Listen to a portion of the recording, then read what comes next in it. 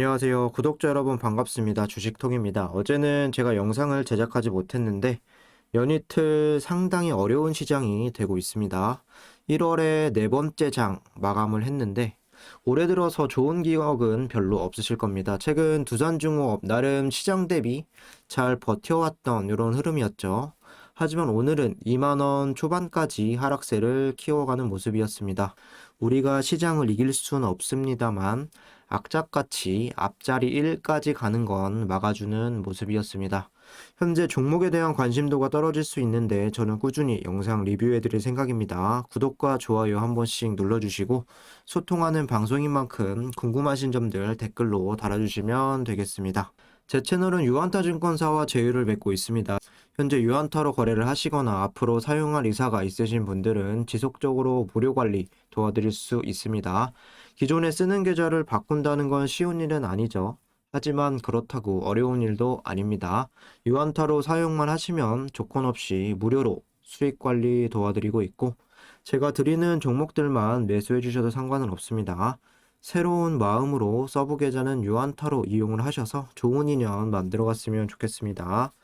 텔레그램 무료방에서는 현재 두중 실시간으로 브리핑을 꾸준히 드리고 있고 시황이라던가 종목 공유도 해드리고 있는데 최근 들어서는 시장 대비 좀 멘탈 관리하는 쪽으로 이야기를 많이 드리고 있습니다. 한두 차례 수익을 보셨어도 한 번에 크게 또 밀릴 수 있는 게 주식시장입니다. 리스크는 항상 존재하고 혼자서 호가창 보면서 고민하는 것보다는 옆에 조력자가 있다면 더 힘이 될 수 있겠습니다. 주저하지 마시고 참여 원하시는 분들은 댓글에 나와 있는 제 번호로 문자를 주시거나 1대1 카톡으로 문의 남겨주시면 되겠습니다. 그럼 구독, 좋아요 눌러주셨으면 영상 시작을 해볼게요. 먼저 시장 리뷰를 좀 드리겠습니다. 오늘 코스피가 마이너스 1% 그리고 코스닥이 3% 가까이 급락을 했습니다. 어제 이어서 증시 전체가 좋지 못했고 간밤에 FOMC 회의록이 있었는데요.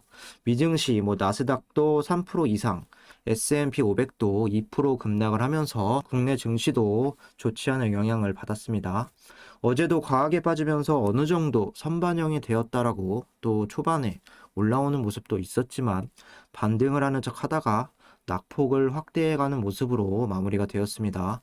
지금 같은 상황에서는 종목들을 계속 살펴보는 건 의미가 없을 수 있습니다. 시장이 왜 빠지는지 그리고 수급 상황이 좀 나아질 수 있을지 고민을 해보시고 투자를 결정하셔야 합니다. 잘 아시겠지만 계속해서 이런 상황에서 떨어지는 종목들을 쳐다본다고 올라가 주지 않습니다. 시장이 빠지는 주된 이유, 기준금리에 대한 인상이죠. 금리가 올라갈 거다라는 부분인데 아마 3월 달 안으로 한 차례 정도 좀 인상을 할 거고 이번 연도 안에 한 3번까지 또 인상이 예정이 되어 있습니다. 또한 코로나로 인해서 증시나 여러 부분에 대해서 자금을 많이 풀었는데 그런 자산을 축소하는 이런 부분이 또 상반기 내에 실시가 유력하다고 어제 발표를 했습니다.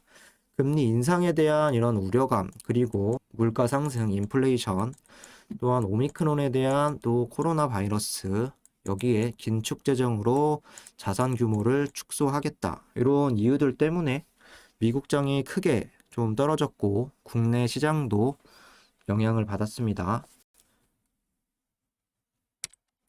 여기에 또 중요한 부분, 원달러 환율이 1201원까지 올라가면서 외인들이 코스닥에서 많은 물량을 쏟아냈습니다. 기관 투자자 어제에 이어서 또 양시장 이렇게 많은 매도 물량을 출회했는데 코스피 같은 경우는 4,800억, 코스닥은 2,400억 이렇게 좀 쏟아냈고 외인이 코스닥은 1,200억까지 동반으로 이탈을 하면서 더 깊은 이런 하락세를 오늘 보여주었습니다. 여기 보시면 코스피 일봉 차트입니다.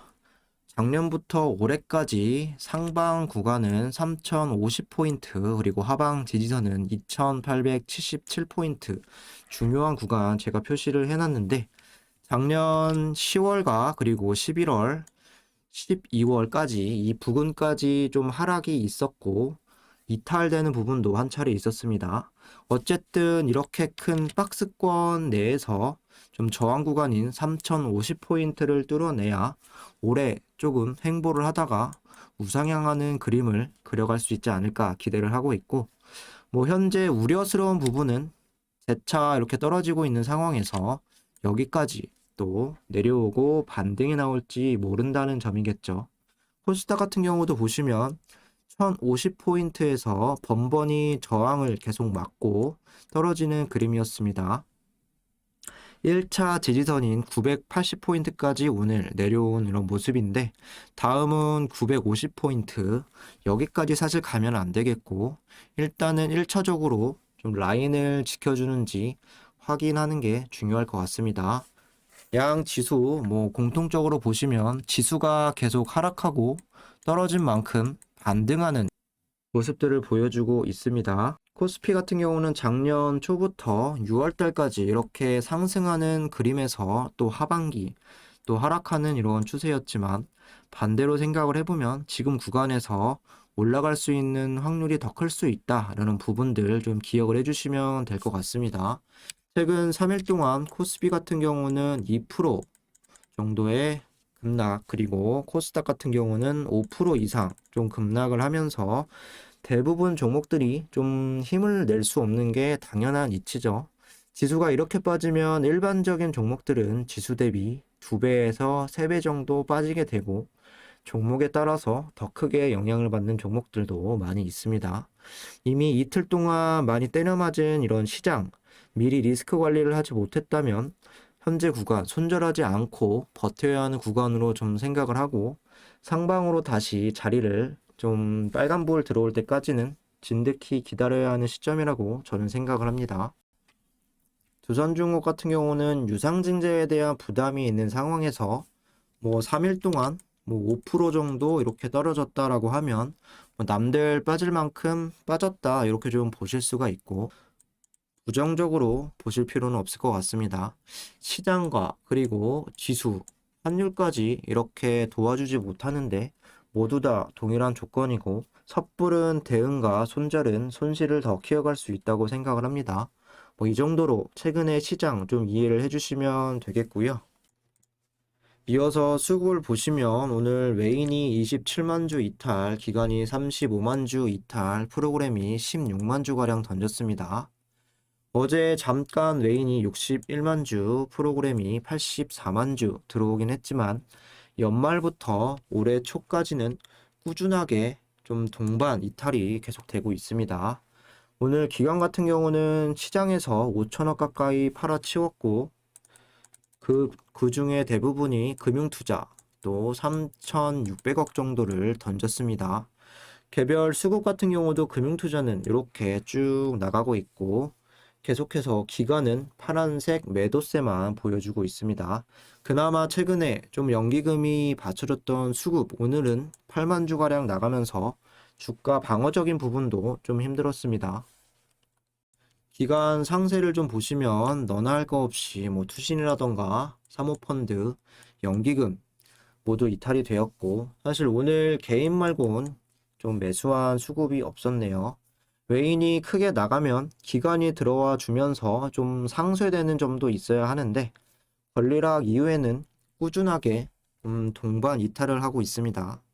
뭐 어제 잠깐 들어왔던 외인과 이 프로그램 매수세 수급이 바뀌었다라고 보기에는 꾸준함이 부족하죠. 계속해서 지켜볼 필요가 있겠습니다. 주요 외국계 수급들도 뭐 매수세가 들어와도 좀 소량으로 이렇게 좀 들어오고, 나갈 때는 좀 크게 나가면서 새해 들어와서는 좀 매수세가 좀 적다라는 부분도 최근 흐름에 영향을 줄 수 있다고 생각을 합니다. 공매도 같은 경우도 보시면 오늘 6.6%까지 좀 올라왔고, 공매 수량 20만 주까지 순매도 했습니다. 1월달 들어와서 대차 체결량도 좀 많았고, 상환도 어느 정도 되고 있는 상황인데, 잔고 수량과 잔고 금액 같은 경우는 좀 또 꾸준하게 이렇게 좀 늘고 있습니다. 연말 이후에 계속 늘어나고 있는 상황인데, 뭐 오늘을 제외하면 주가 크게 빠지지 않았던 걸로 봐서는 쇼커버링에 대한 이런 영향으로 좀 늘어나고 있지 않나 좀 생각을 하고 있습니다. 12월 초 9천억까지 좀 잔고 금액이 남아있던 거에 비해서 뭐 7천억 양호한 수준이기 때문에 꾸준한 체크가 필요할 것 같습니다. 이어서 오늘 이슈를 좀 체크를 해볼 건데, 오늘부터 미국에서 CES 또 두산중공업이 수소터빈 모형을 전시하고 있습니다. 앞으로 일정들 채권단 관리도 2월 중순쯤이면 전체 3조에 달하는 차입금 대부분 갚아가게 됩니다. 그러면 뭐 수소라던가 신성장 사업에 본격적인 투자를 할 수 있겠는데, 두중은 또 미국과 원전으로 오랜 기간 동안 좋은 관계를 유지하고 있기 때문에 이번에 좀 뭐 전시를 하는 수소 관련 또 CES에서도 좋은 투자 효과를 보면 좋을 것 같습니다. 뭐 여기에 최근에 EU 텍소노미가 뭐 그린으로 좀 원자력을 포함했다라는 소식과 이집트 원전 소식도 있었죠.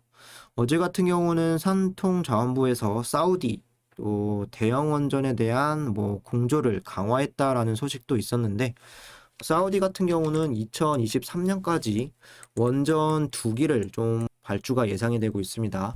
인접 국가였던 아랍에미리트, 우리나라가 2009년에 좀 수주를 성공적으로 시켰고 안전하게 유지가 되어 있기 때문에 사우디 또 가능성도 어느 정도 열려 있다고 보시면 되겠습니다.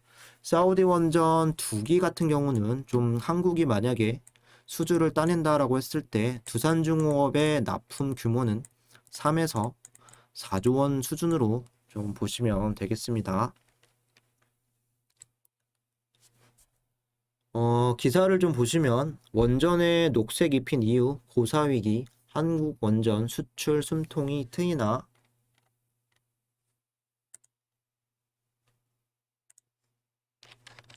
유럽연합이 원자력 발전 등을 친환경 에너지로 분류한다는 그린 텍소노미 초안을 공개한 가운데 우리 원전업계의 수출 시장이 확대될 수 있다는 전망이 나오고 있다. EU 내에서 신규 원전 건설이 활발해지면 국내 업계 입장에선 추가 시장이 열릴 수 있다는 점에서 긍정적이다. 이런 가운데 지난 12월 30일 K 텍소노미에는 원전이 제외된 만큼 수출 확대 가능성 등을 고려해 재검토가 절실하다는 업계의 목소리도 커지고 있다.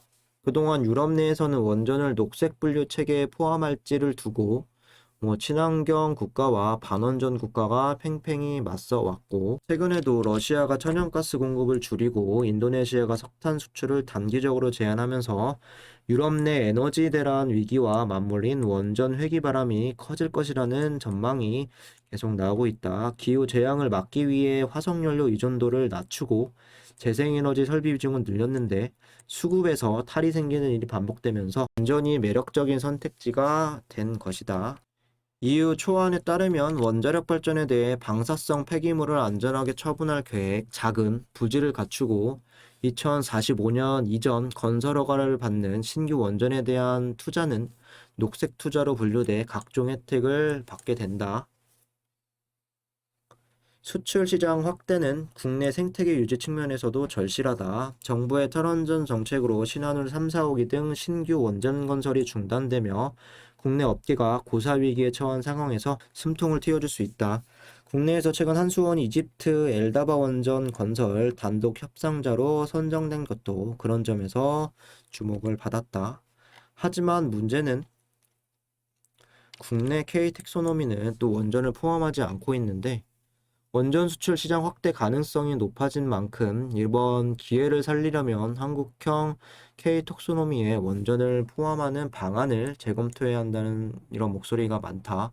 해외 원전 건설을 수주한 쪽도 자금을 대야 하고 국내 원전 신규 건설이 불가한 상황에서 수출만이라도 전폭 지원해야 한다는 이런 입장들이 계속 나와주고 있습니다.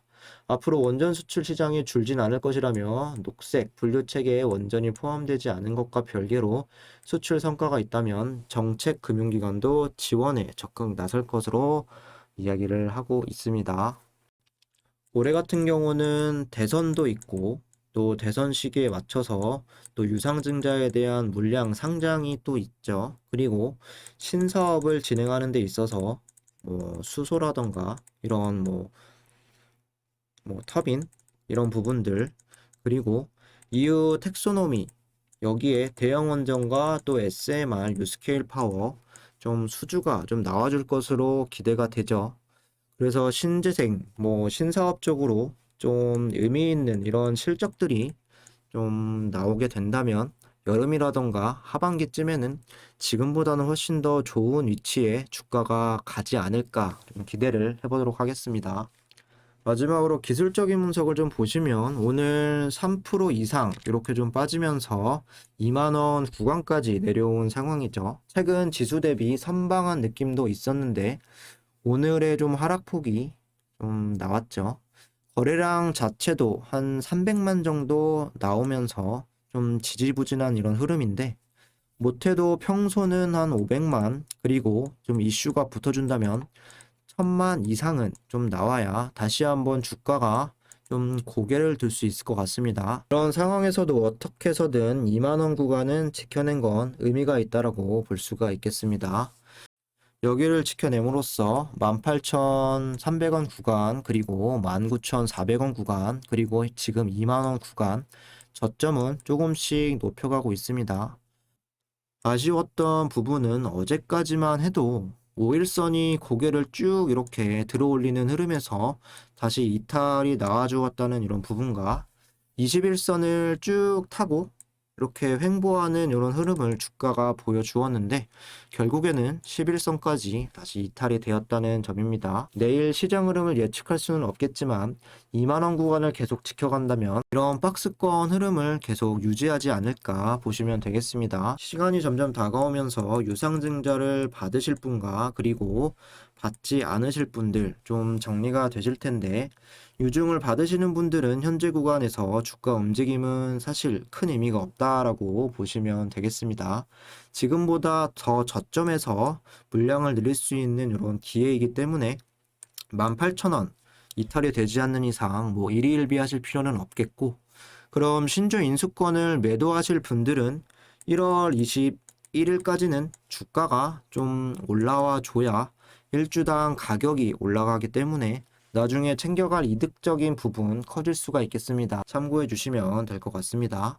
앞으로 23,000원을 좀 뚫어낼 수 있느냐 이런 싸움이기 때문에 신주 인수권 매도도 있고 최종 발행가 발표도 있고 대선도 있기 때문에 앞으로 한 3개월 정도는 좀 18,000원에서 23,000원 이렇게 주가가 고생할 수 있다 이렇게 생각을 하시는 게 좀 마음 편하실 것 같습니다.